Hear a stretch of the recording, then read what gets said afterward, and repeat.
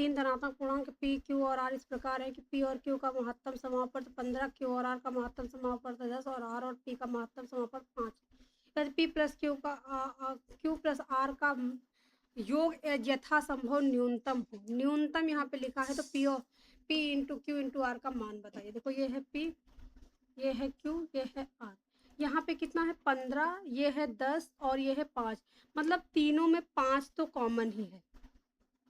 ठीक है, ये कितना हो जाएगा 5 तेई 15, ये भी 5 तेई 15 और ये 5 दूनी 10।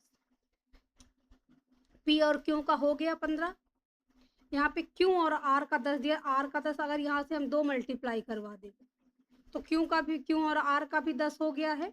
ठीक है, इसका तो 5 है, इस सॉरी 15 है और इन दोनों का 10 है। फिर क्या कह रहा है कि आर और पी का एलसीएम 5 है, तो आर और पी का भी एलसीएम 5 हो जाएगा, कॉमन इसमें 5 ही है ना।